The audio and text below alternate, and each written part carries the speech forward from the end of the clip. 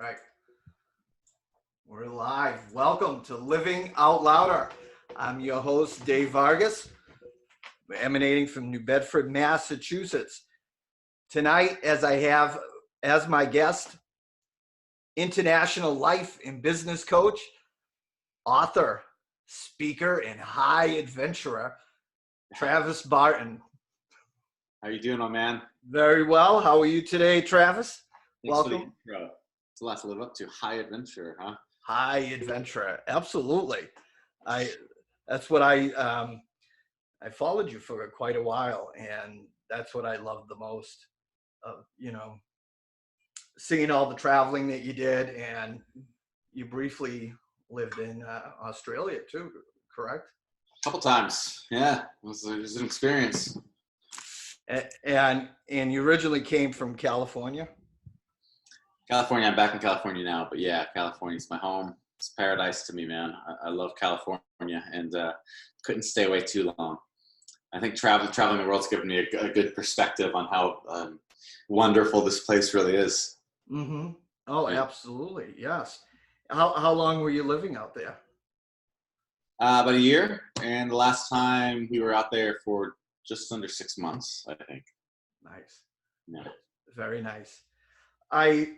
I definitely, I had a theme, an idea for the show, and it was ordinary to extraordinary, and moving from that, and not to say, there's nothing wrong with ordinary, and taking care of responsibilities and things of that nature, but it's also leading an unfulfilled life as well, forgetting goals, forgetting dreams, being a part of, roles that think we are supposed to play, instead of meeting our higher being's role and the one we're meant to play.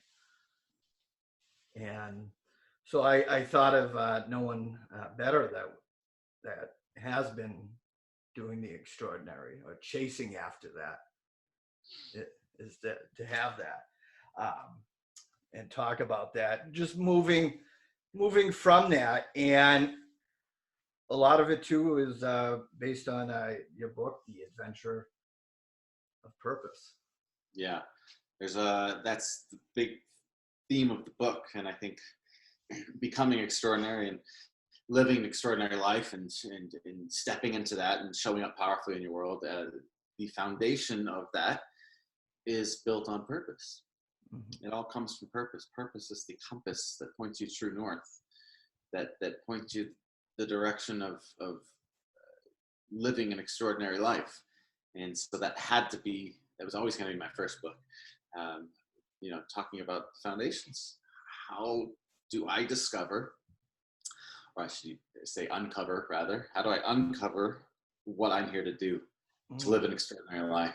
How do I create that for myself? So that always had to be the first book, man. That's just, and that book came out so easy from that, because I feel like I was just always supposed to write it. Yes. And that can be a little, sometimes uneasy for people to discover, even though it's right under their nose, and the things that perhaps they get lost in from time to time, or at one time did. And now that's become very vague and a forgotten dream for them. How do you feel that most people can discover what it is that their purpose? That's a big, buzzword. What's my purpose? And and if anything, it's maybe more about listening to the calling, maybe. Yeah, well, when we talk about purpose, I think a better word, and you heard me kind of allude to it earlier, is not so much about discovering, but rather uncovering. Right? And we tend to, I think, overthink it a lot in our society. We overthink things, and I think purpose is, especially the first steps to purpose, we often tend to overthink it. We want to draw out the entire map of our life story before we ever take the first step, but that's not how we create maps. We create maps by exploring. You have to explore. So the first steps of purpose are rather to be uncovered. There's a great story I love telling about the Golden Buddha. Have you heard this story? I have, yes. Yeah, so I'll tell it to your audience just real quick since you've heard it. I won't bore you with it too long. But yeah, it's a true story. 1957, they're moving this giant clay Buddha statue in Thailand, and they notice a chip in the clay. And they see under the clay that there's gold, right? So in fact, what was once thought to be this giant clay Buddha statue for hundreds of years, back when Thailand was still Siam, was in fact gold underneath it the entire time. So myself, you, Dave, your audience here, we all have inside of us an inner golden Buddha statue. But it's through societal expectations and conditioning and peer pressures and what parents say you should do and what religion says you should do and all these things that put the clay on us, right? So when we talk about discovering purpose, it's not really about adding more clay there. It's actually about chipping away, right? It's getting to the core of who you really are, right? And so that's the foundation. So that's the foundation. When you talk about, there's no sexy answers, you know. We can sit here and have a conversation and intellectualize what your purpose could be. But the best way to go discover that or uncover that is to go out into the world and explore. Explore interests. Follow your passions. See what you're interested in and do it with a growth mindset, not a fixed mindset. Right. It's a beautiful call to action from the universe to go live your life, to go have fun, to go enjoy yourself, right? Because through enjoyment and through pursued passion, that's when we have those awakening moments going, this is what I'm supposed to do with my life, right? So the clues to purpose are hidden in your passions. And I find it beautiful when you are discovering, when you are getting lost, that joyful, blissful, alignful moments when you're doing that. And that it's the more that you're actually doing it, the more that you're finding at the core, you find that voice of yours, you find, you know, instead of this, you know, exploring something every once in a while, it's delving into it. It's pursued passion. Right. With a growth mindset. With a growth mindset. And I call this the art of aimless wandering. The art of aimless wandering. To do it not with the expectation in mind that you want to get something out of it, but rather to do it with the intention of being fully present in it. The art of aimless wandering, right? To play in the world, to do what we're meant to do as human beings, to go out there and play, to have fun. And through that state is when we can best tap into purpose, man. Purpose. I mean, that's how it's found. Purpose isn't found by sitting around, you know, watching Netflix all day. Nothing wrong with Netflix, right? It's not found by you know, staying in your comfort zone nice and cozy. It's found through exploration, through living boldly into the world. That's how it's found. And that's scary to some people because, like you said, the first time we're stepping out, it's because we've never done it before. So it's almost like a terror barrier, even though we know, you know, once we're already over there and we look back, there was nothing to fear whatsoever. Yeah. You know, I love fear, Dave. I love fear. To me, that's your direction. See, most of us, what do we do with fear? We look at fear and that's our departure. We run away from fear. And as a result, we wonder why we suffer a subtle stagnation in our life. But fear should not be your departure. If you want to live an extraordinary life, fear should be your direction. Because fear is a mask for desire. Mm-hmm.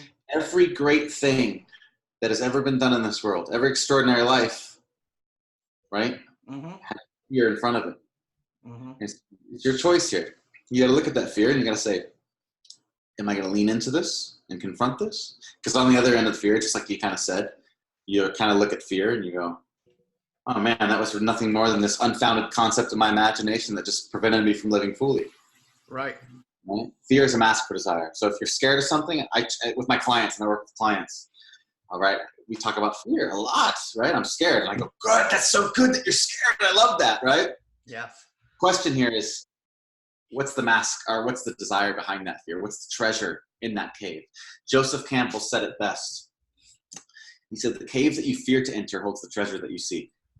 And I love that. And I absolutely always fall upon that. It is so deep, speaks volumes. Speaks volumes. And I love that. Fear is the mask of desire. I wrote it down. That's Good. Because that's like a chapter title or a song title or something. That's a good song. Fears and that's a good Floyd song. That was like a Pink Floyd song back in the day, man. Yeah, and I know that you're a musician as well. It's another reason. Yeah. Why.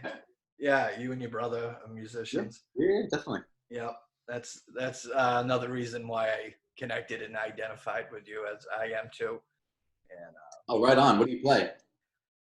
Lead guitar. I sing, bass. What you name it. Right on. Cool. Yeah. We got to jam someday. Absolutely. I almost suggested that. So if we do this again, we'll have to do a little. Yeah. But yes, and that's it's another metaphor is the higher being. You're the instrument being expressed through, much like what we're doing with a musical instrument. We are the instrument being expressed through. Right. And that's right. And right.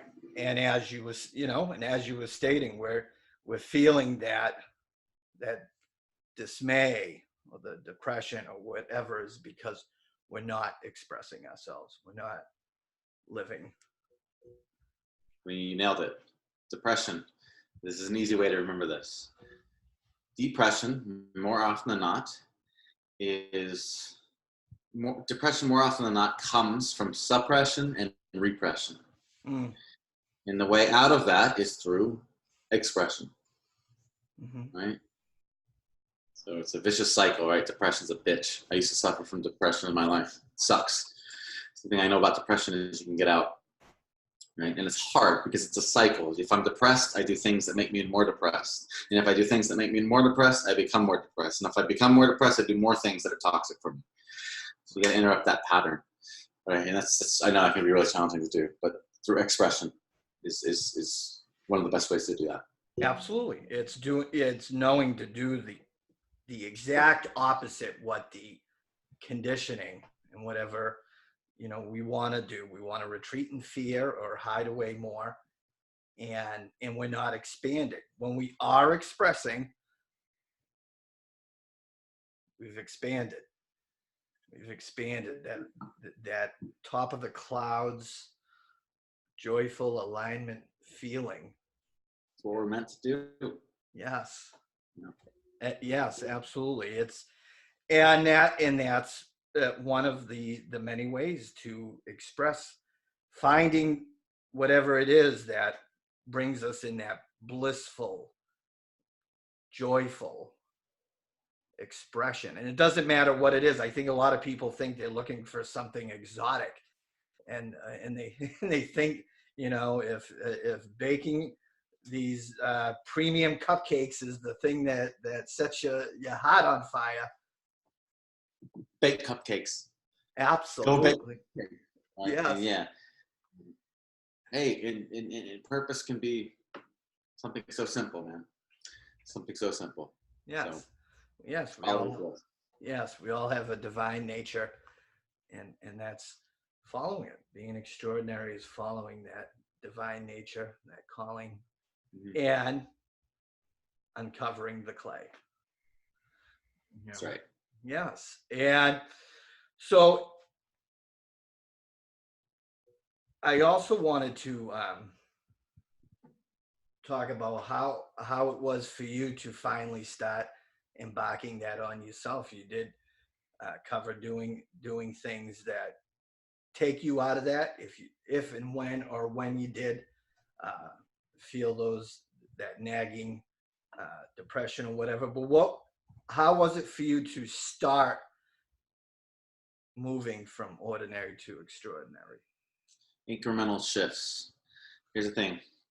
if we feel like we're in, if we feel like we're in, I'm glad you asked this question, because oftentimes we think that if I have a long way to go in my life, how do I do that? And it gets so overwhelming, right? We go, I want to be extraordinary and I'm suffering from depression. The way out, Lao Tzu said, the journey of 1,000 miles begins with a single step. He didn't say the journey of 1,000 miles begins with a leap. He didn't say it begins with a sprint. He didn't say it begins with overthinking things. He said one single step. Incremental habits practiced over time create exponential growth. It's about becoming more, right? So incremental habits practiced over time. You don't got to completely overhaul your night or your day right away. Sometimes it's all about the first step is starting to get up an hour early every morning ritual, right?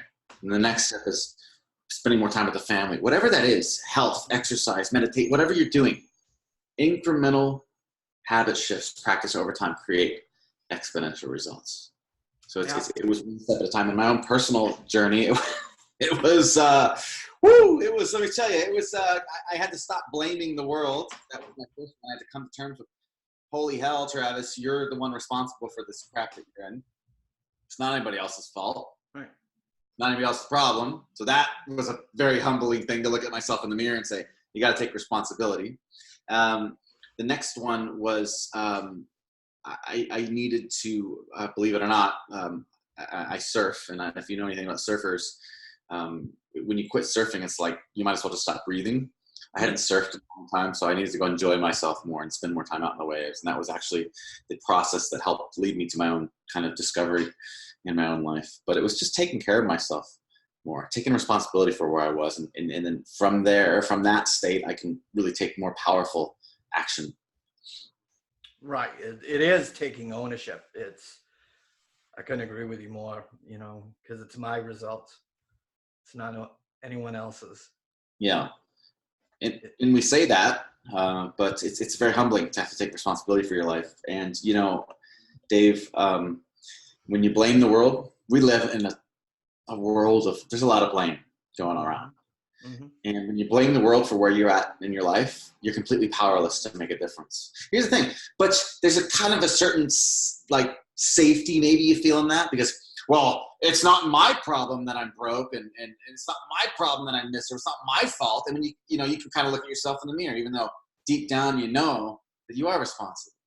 So when you take responsibility, you have to admit to yourself that I put myself in this position. That's humbling, man. But when you do that, you have all the power in the world to make a difference. When you're placing blame, you're putting the power in other people's hands to change your life for you. An extraordinary life doesn't happen by accident. It doesn't happen for you. It's something you got to create for yourself, right? And you have to start that by taking responsibility. That's another uncovering the clay, because it is looking deeper within. We do build up these white lies.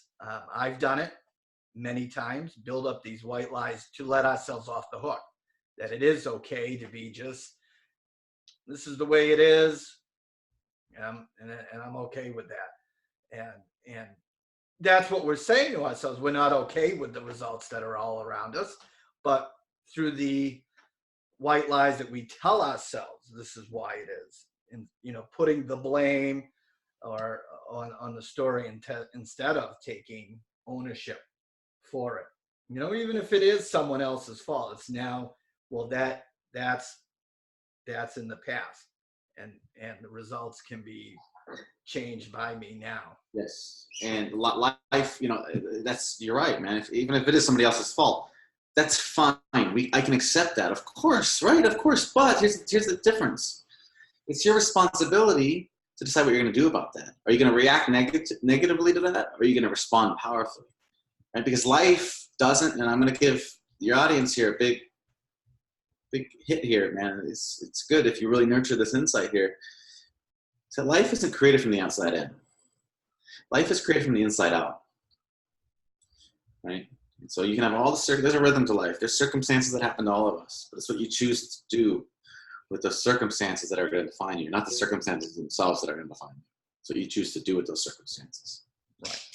And that is facing it. That is, whether it's the wounds or healing those wounds, it is no more licking it. It's time to heal it and see it for what it is. Hear it for what it is. The licking is the surviving, and it's time to stop licking it and looking at it for what it is. Uncover that, and I couldn't agree more. But it is very humbling to know that your results are yours alone. That's right. And to move from an ordinary existence that is chiseling away at you. You know, if anyone's listening right now, live or on the replay, and you're feeling that nudging, that's what that is, and you have to face that. Yeah. Uncover. Everybody has that nudge. Just for some people, it's a little more clear than others and louder than others. For some people, we really got to silence the distractions around us to really hear what it's saying. Absolutely. And I was also very curious about is that once they now start to begin, you know, they're starting to cross the line, starting to cross that barrier, that terror barrier, if anyone's starting to do that, and they're starting to live there without what's so-called a safety net. What are some of the things if they're starting to get that fear, the nudging, that, you know, because we want to retract. There is many people, we know what to do. Now we know. That's right. Now we know. Yeah. And many times we already know, but it's bridging that gap between the knowing and the doing, and we're starting to. We can sit and intellectualize it all day, True. Right? In our heads, and we say, I want to do that. But when it comes down to actually doing the living part and acting, that's when it can be challenging, because that's the game. That's the whole game. Is now you got to put your money where your mouth is, right?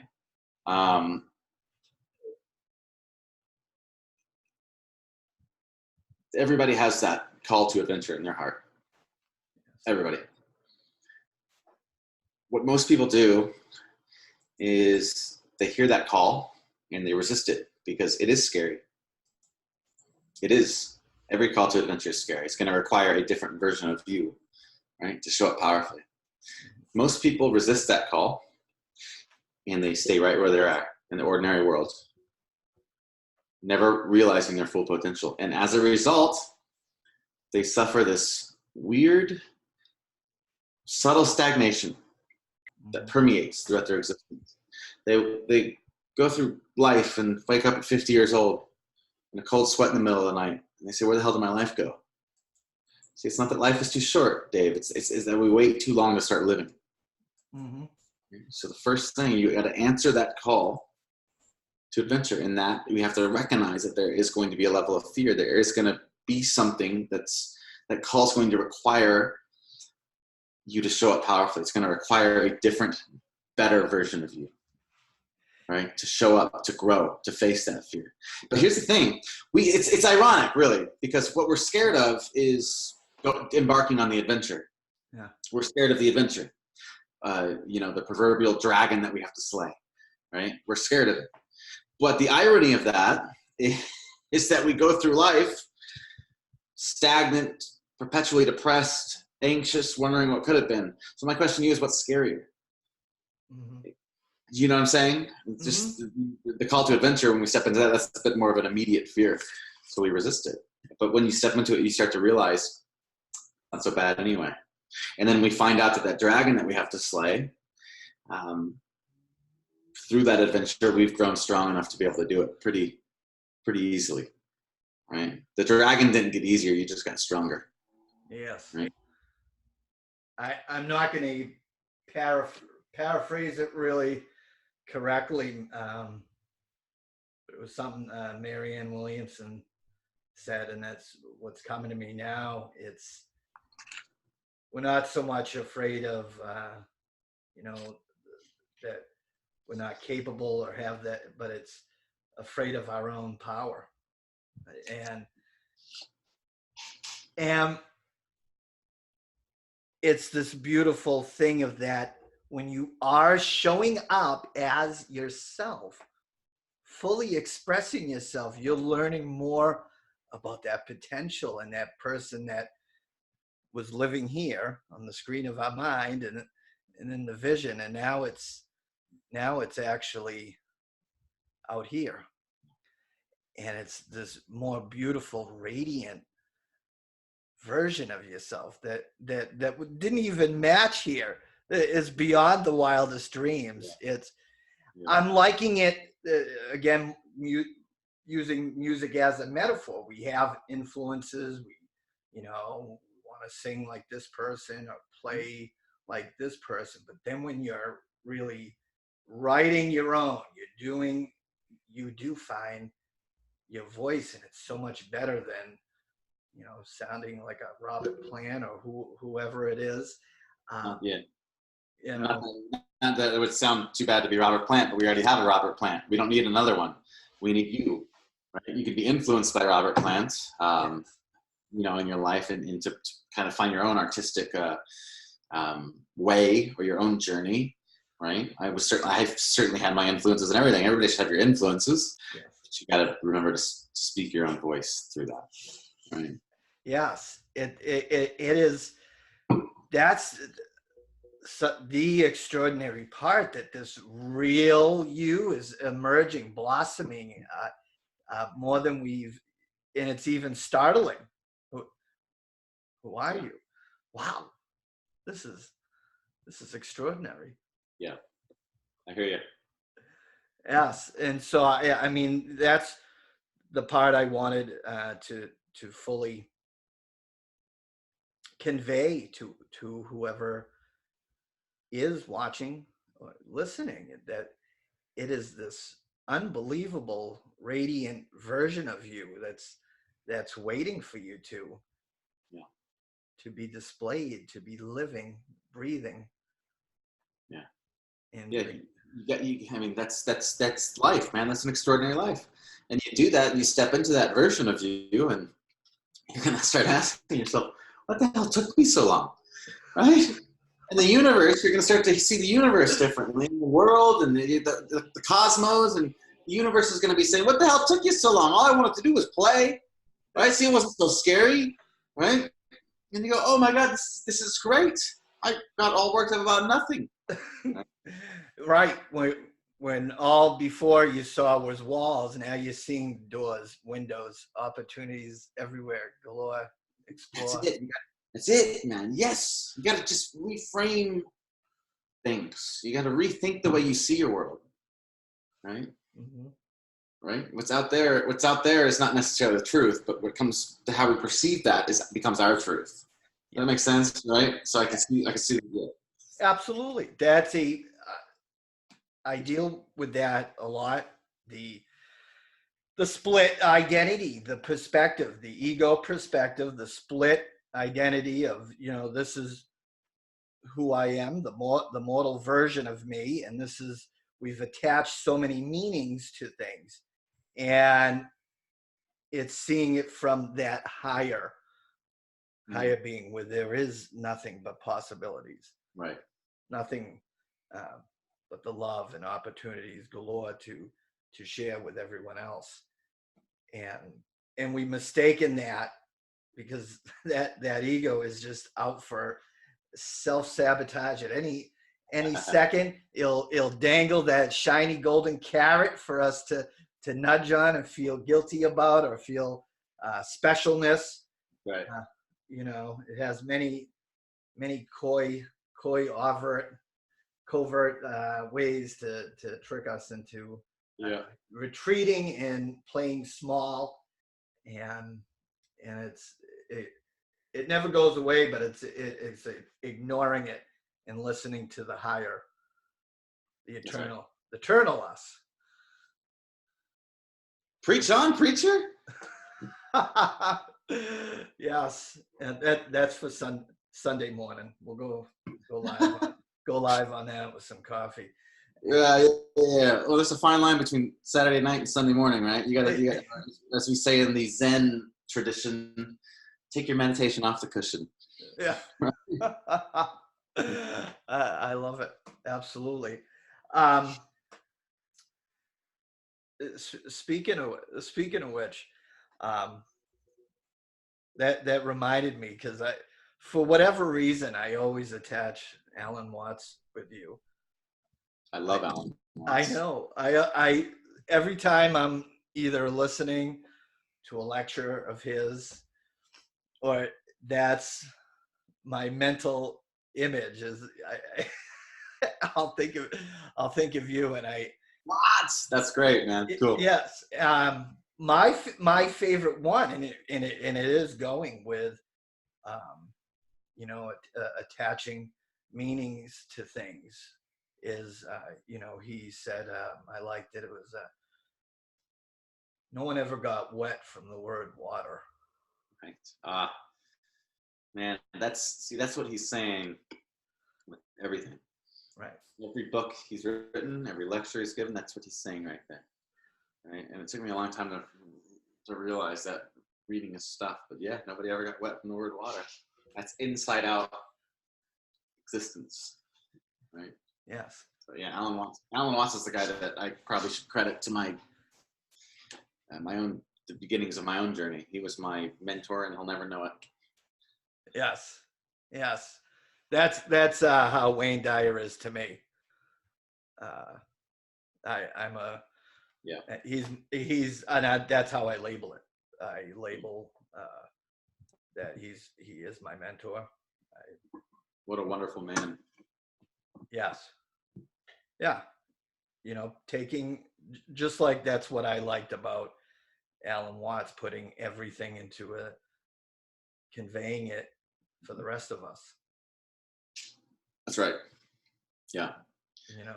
Instead of getting all techno babble and trying to sound sophisticated, and it sounds all good, but let's hear it for the rest of us, so we can all gleam a little bit. That was my experience with him. Oh my God, he made these concepts so simple to understand, so easy to understand. We need Alan Watts back in this world. Such a shame that he's not with us anymore. I agree. It's and that's why we all have to just keep trying to move out of ordinary to extraordinary. The world needs the dreamers, the doers, the artists, the magicians, the bakers. Yeah. No, the world needs that. We need you to come out and authentically express who you are, with full expression of who you are. The world needs color, right? The world we don't need black and white, rigid. We don't need you to pretend to be somebody that you're not.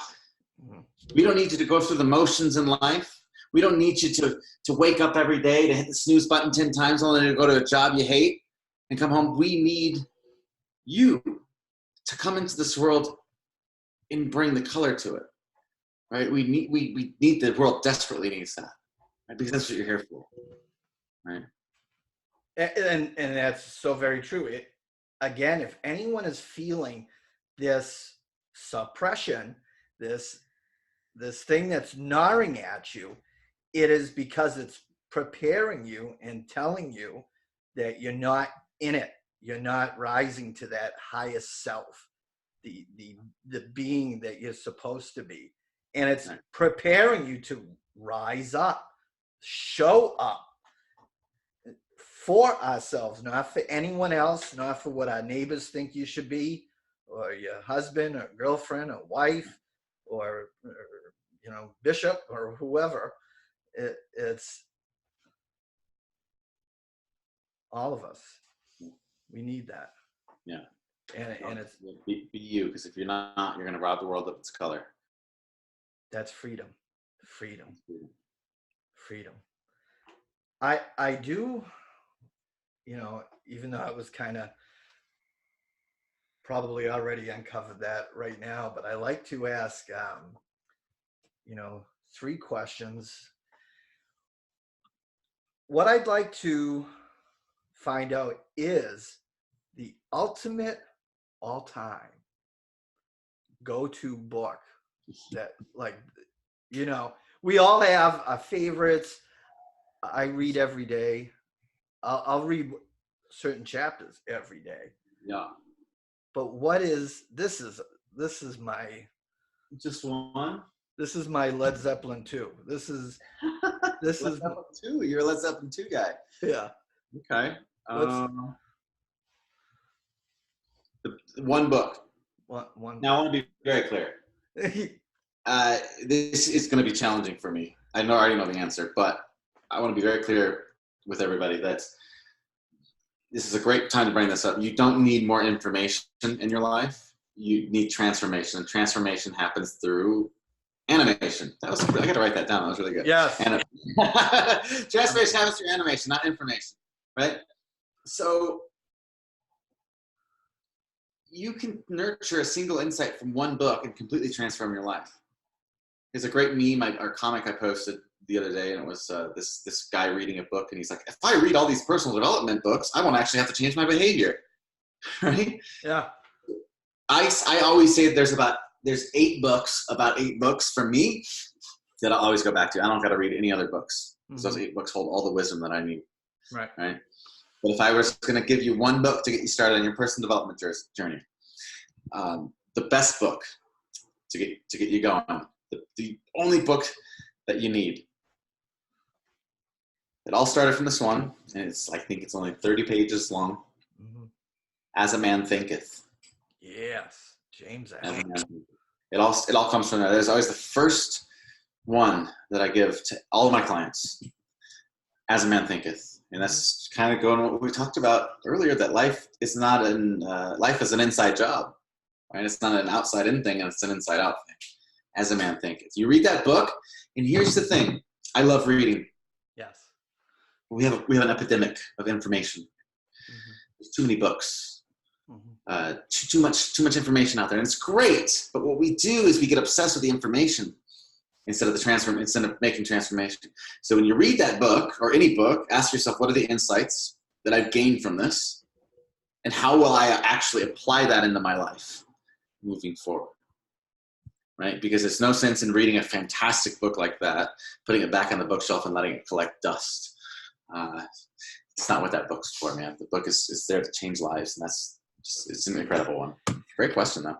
I absolutely love that book. It can be, it's like you said, you can read it in one afternoon. Yeah. But it holds such treasure. It doesn't need to be anything more than it. Exactly. It has, absolutely. Right. And it goes again, it doesn't have to be this convoluted, long, it's like you said, it's about the reflection. It's about the inner thought, the inner expression. As a man thinketh in his heart, so is he. I love that book. And so the second one is, and we kind of just expressed this, but you can go on about it, but your greatest teacher to you, whoever that may be. That's a great question. And like I said, initially it was Alan Watts, and it still continues to this day. Yeah. The last few years, I've been learning and studying a lot of Joseph Campbell's work.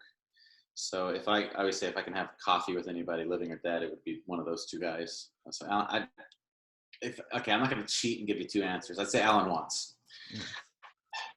Yeah. Yes. Remarkable man. And seriously, and the third one, then we already covered that, would be, because and also it is, music lovers, musicians. What has been your actual, doesn't have to be favorite artist, but actually what has been your favorite concert that you have attended? Oh, come on, man. Van Halen.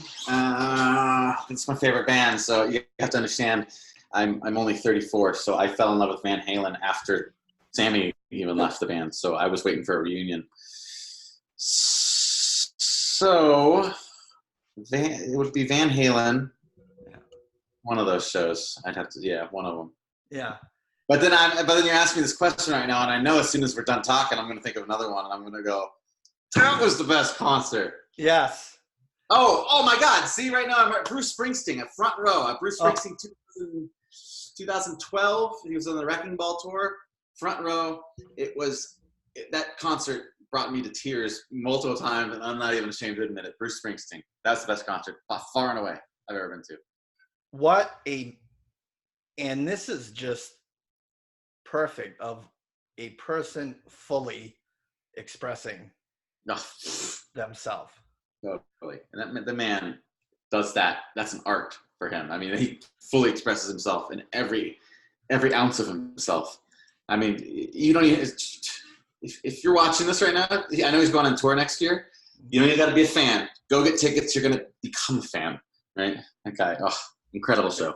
The way he is just like it's church. Just organizing and leading in such a performance. Incredible. And it's like for 3 hours. Yeah, absolutely. I mean, yeah. Well, when I saw him, he played for 4, and you would think, wouldn't you get kind of tired of that? No, you don't. It's like going to the best church in the world. It's just Church of Rock and Roll, man. It was, I mean, just incredible. So, but there's many. I love rock and roll, so I've been to quite a few concerts, but that one will always stand above the rest for me. Absolutely. I just wanted to real quickly put up, before we wrap up, if anyone, we were talking about Travis's book, The Life of Purpose, The Adventure of Purpose. And I wanted to put that up real quick on the screen, and people can go there, inkshares.com /books, The Adventure of Purpose. Yeah. I definitely wanted to put that out there for people. Oh, look at that. They're selling it for $8 on ebook. That's pretty cool. So if you can get pre-ordered right now, looks like $8 on ebook and $16 in paperback. The book should be coming out we're looking at the next couple of months, I think. So I'm pretty excited about that. Excellent. I can't wait. Can't wait to hear all about it. Yeah, it's been my own adventure. It's been such a process getting that thing out. I think I'm going to just lose it once I get a copy in my hands. It's been a dream of mine. Yes, so. Expressing it, extraordinary. Right. Thank you so much, Travis, for joining with me today. Much love, man. Real. Absolutely. Thank you again. Thank you, everybody, for joining with us tonight. We will get back to all the comments, questions that you may have had, and I appreciate you for joining us, and also for the replays for later on. Again, anywhere in the world that you are, we love you. Thank you. Onwards and upwards, baby.